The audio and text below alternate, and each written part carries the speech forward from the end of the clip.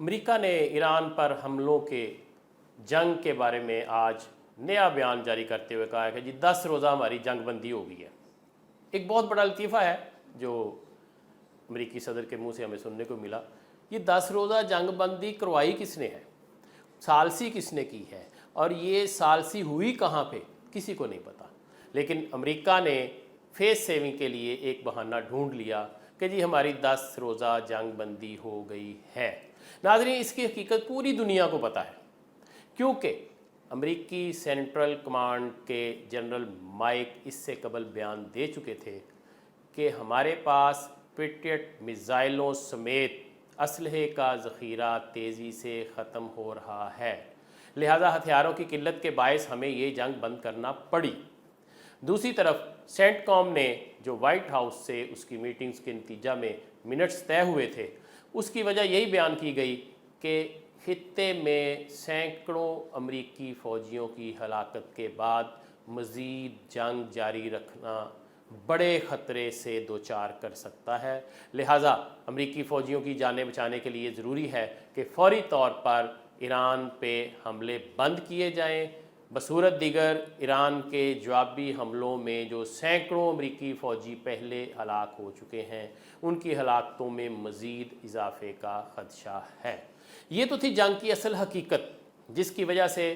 امریکہ آج سے 4 دن قبل ایران پر اپنے حملے بند کر کے خود ہی خطے سے دور چلا گیا اور کہنے لگا جی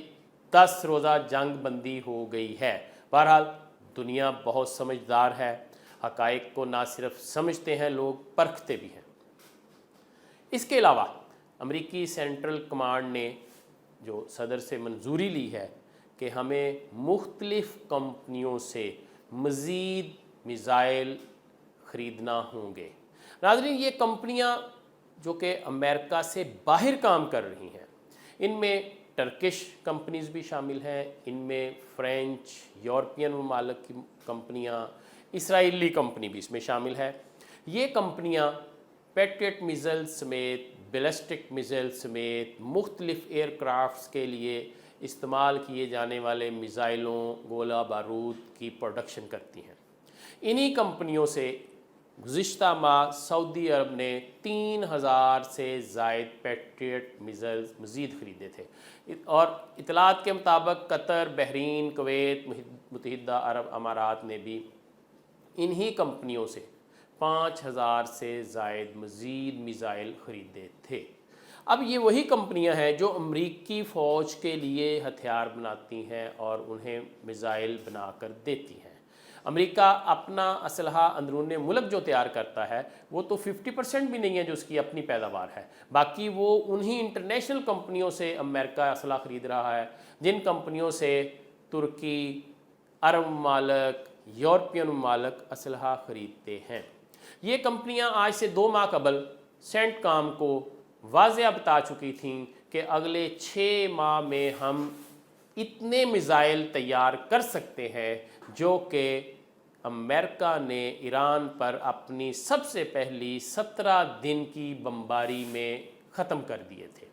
جی ناظرین، اگر وہی امریکی کمپنیاں، امریکہ کو اسلحہ فراہم کرنے والی وہ کمپنیاں 6 ماہ تک مسلسل میزائل بناتی رہیں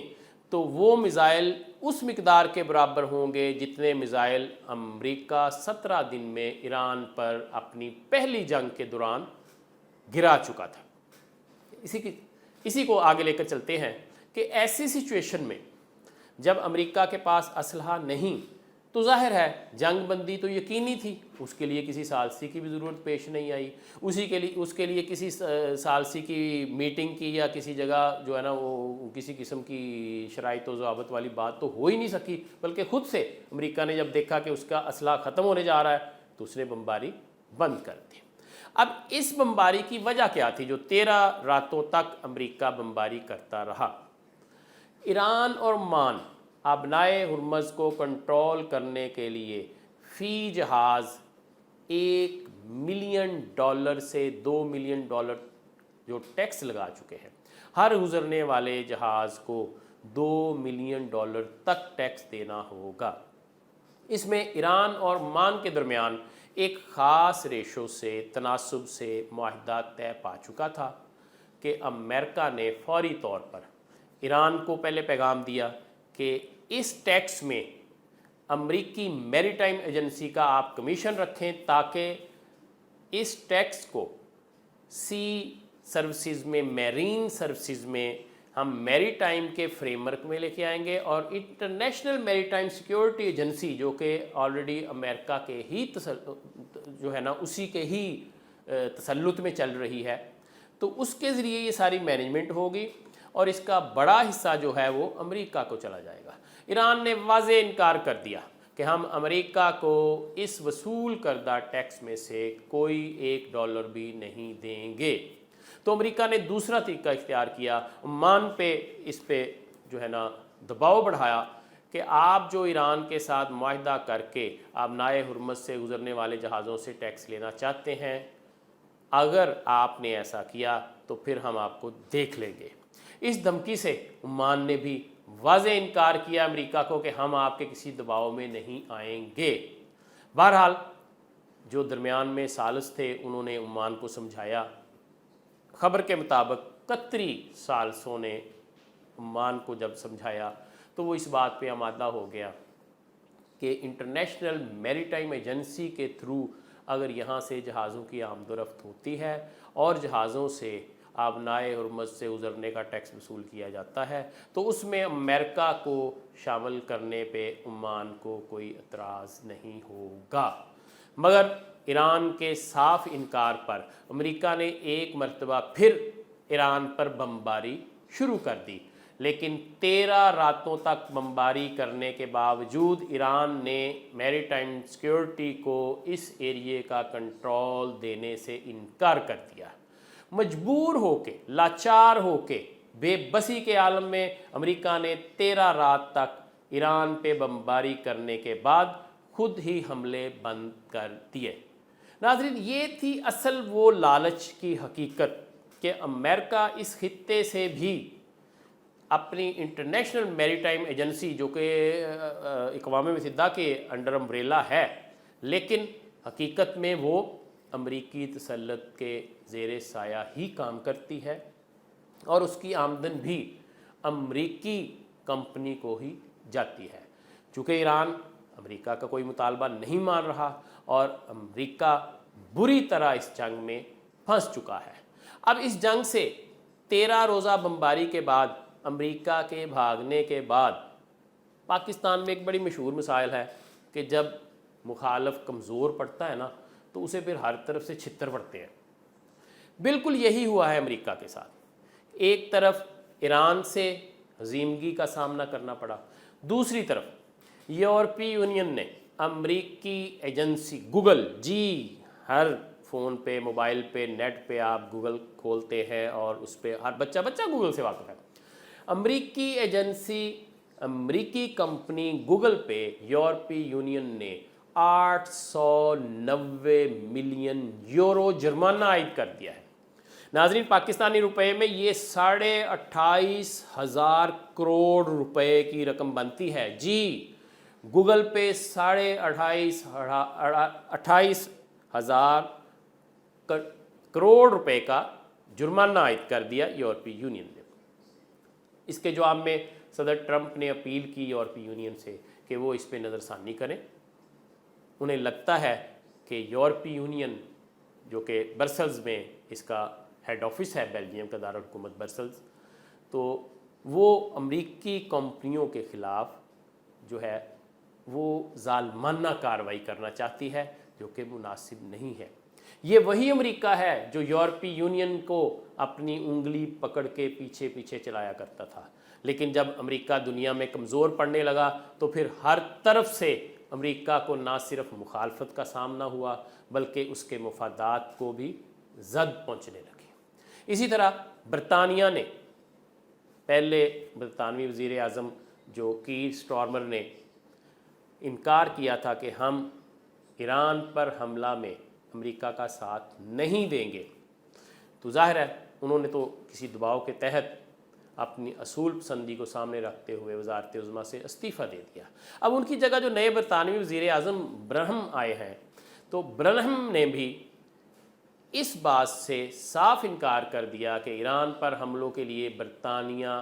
امریکن فوج کے ساتھ اپنا کوئی فوجی نہیں بھیجے گا۔ جی یہ اس سے بھی بڑی الارمنگ پوزیشن ہے امریکہ کے لیے کہ برطانیہ میں سے جو اس کے دفاعی اڈے تھے وہاں تو یقیناً امریکی جنگی جہاز کھڑے تھے، ان کا آنا جانا آمد و رفت جو ہے وہ ایران کے لیے کوئی معنی نہیں رکھتی۔ البتہ اگر برطانوی فوجی امریکی فوج کے ساتھ مل کر ایران پہ حملہ کرتے ہیں تو ایران پہلے واضح دھمکی دے چکا تھا کہ پھر امریکہ کے ساتھ ہم برطانوی مفادات پہ بھی حملے کریں گے۔ دوسری طرف یوکرین نے جو کیسپین سی سے، بیسیکلی کیسپین دنیا کی سب سے بڑی جھیل ہے جسے ساتواں سمندر کہا جاتا ہے، اور کیسپین سی جو ہے یہ رشیا کے ہی بارڈروں میں ہے، رشیا کا ہی حصہ اسے سمجھا جاتا ہے زیادہ تر۔ کیسپین سے گزرنے والا تیل بردار ایرانی جہاز جس پہ میزائل مارے تھے یوکرین نے، عباس عراقچی صاحب ایران کی طرف سے جب ان کو اس کے جواب میں دھمکی آمیز پیغام موصول ہوا کہ ہم پھر آپ کے اس حملے کا جواب دینے کا حق محفوظ رکھتے ہیں، تو یوکرین کے سربراہ مملکت زیلنسکی جو ہیں وہ بھیگی بلی بن گئے۔ پہلے تو انہوں نے بڑی کوشش کی کہ میں تھوڑا اپنا آپ دکھاؤں، لیکن اطلاعات یہ ہیں کہ چونکہ زیلنسکی یورپی یونین کے زیر سایہ نیٹو کی نگرانی میں اور سرپرستی میں ہی جنگ لڑ پا رہے ہیں رشیا سے۔ نیٹو ممالک نے، یورپی یونین نے انہیں سختی سے منع کیا کہ آپ ایران سے کسی قسم کا پنگا نہیں لیں گے، کیونکہ ایران امریکہ کے خلاف نبرد آزما ہے اور امریکہ ایران کو نیچا دکھانے میں ابھی تک کامیاب نہیں ہو سکا، تو پھر آپ کس طرح ایران سے جنگ لڑ سکتے ہیں۔ اس پیغام کے بعد زیلنسکی نے اپنا نہ صرف سٹانس چینج کر لیا بلکہ آئندہ کے لیے پیغام بھیجا کہ ان کی طرف سے ایسی کوئی غلطی نہیں ہوگی۔ اس ساری سچویشن میں جو چیز واضح نظر آ رہی ہے کہ امریکہ صرف اور صرف اپنے مفادات کے لیے ہی جنگ کرتا ہے، اپنے مفادات کے لیے ہی دوستی اور دشمنی کرتا ہے، لیکن عرب ممالک پہ اس جنگ کا جو اثر پڑا ہے اس کے نتیجے میں پہلے سعودی عرب پاکستان کے ساتھ دفاعی معاہدہ کر چکا ہے، آج کویت کے ساتھ بھی پاکستان کا دفاعی معاہدہ ہونے جا رہا ہے۔ جی کویت نے جو گزشتہ کئی ہفتوں سے پاکستان سے دفاعی معاہدہ کی درخواست کی تھی، جس کے تحت کویت پر حملہ بھی پاکستان پر حملہ تصور کیا جائے گا۔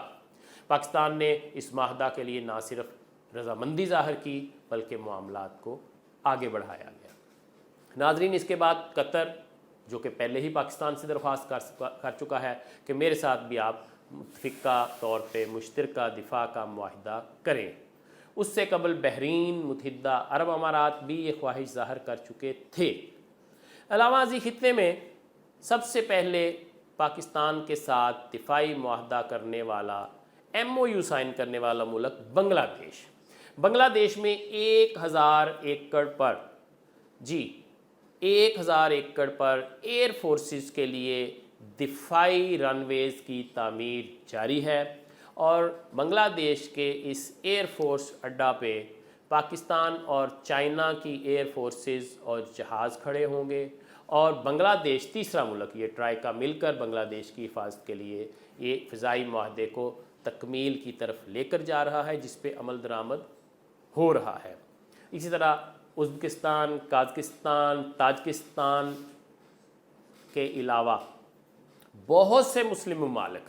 جن کی تعداد 20 سے زیادہ بتائی جا رہی ہے۔ ناظرین، یہ بہت اچھی خبر ہے پاکستان کے لیے، استحکام پاکستان کے لیے، کہ اگر 20 سے زائد ممالک کے ساتھ پاکستان کے دفاعی معاہدے ہوتے ہیں تو ان تمام ممالک کو مجموعی طور پہ پاکستان 400 سے زیادہ JF Thunder 17 فراہم کرنے جا رہا ہے، اور ان کی کل مالیت اور ادائیگیاں جو ریمیٹنسز آئیں گی پاکستان کو، جو زر مبادلہ آئے گا، وہ پاکستان کے مجموعی قرضوں سے 8 گنا سے بھی زیادہ ہوگا۔ ناظرین، پھر کہاں کی یہ غربت اور معاشی بحران، یہ آپ کو کہیں پاکستان میں سننے کو بھی نہیں ملے گا۔ تھوڑا صبر کریں، اچھی خبریں آ رہی ہیں۔